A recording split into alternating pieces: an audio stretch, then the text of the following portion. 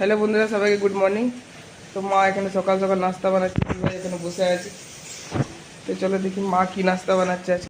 এটা কি বানাচ্ছে মা? এত কিছু আজকে সেজওয়ান রাইসের মতন দেখাচ্ছে। আজকে উপমা বানাচ্ছি। উপমা আজকে আমার মেয়ের ডিমান্ড, অনেক দিন পরে উপমা বানাচ্ছি। মেয়ে বলছে যে মা উপমা বানাও আজকে তুমি।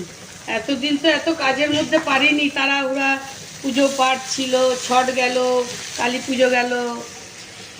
ওর জন্য আজকে অনেক রকম সবজি দিয়ে পুরো উপমা হবে না? হ্যাঁ, আজকে অনেক রকম সবজি দিয়ে কি কি এটা? গাজর আছে, বিনস আছে, মটরছিমি আছে, পেঁয়াজ আছে, লঙ্কা আছে, বাদাম ভেজে রেখেছি, বাদাম দেব, চানা ডাল আছে। চানা ডাল তো দিয়ে দিচ্ছে আগে? হ্যাঁ, চানা ডাল তো এর মধ্যে দিয়ে দিয়েছি, ভাজা হয়ে গেছে। তো আর এখানে দেখতে পাচ্ছ বন্ধুরা, সুজি ভেজে রেখেছে। এখন গরম আছে পুরো সুজিটা, সুন্দর দেখতে হচ্ছে, ভেজে রেখেছে মা। তো এখন এটার মধ্যে কি করে জল ঢালবে? হ্যাঁ, এটা এখন জল দেব।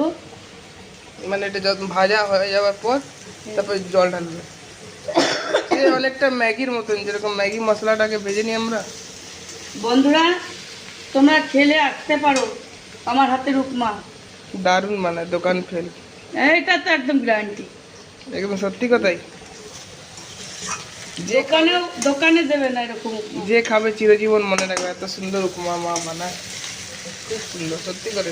বিনা চাটনিতেই এত ভালো লাগবে উপমাটা। চাটনির দরকার হয় না। হ্যাঁ, খুব সুন্দরভাবে বানানো হয়।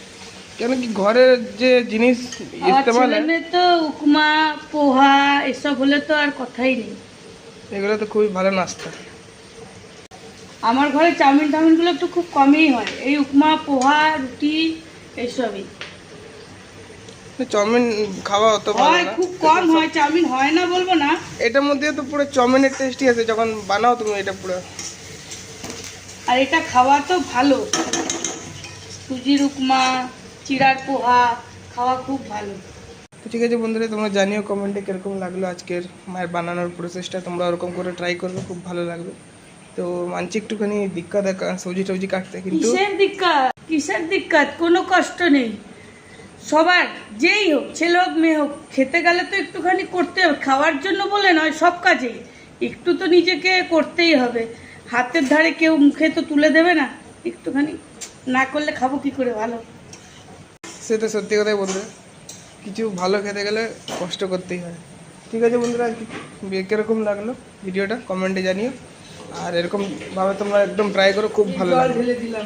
ওই যে মা এখন জল ঢেলে দিল। এখন তারপরে জলটা ফুটে গেলে সুজিটা ঢেলে দিবে। তো ঠিক আছে বন্ধুরা, ভালো থেকো তোমরা, টাটা।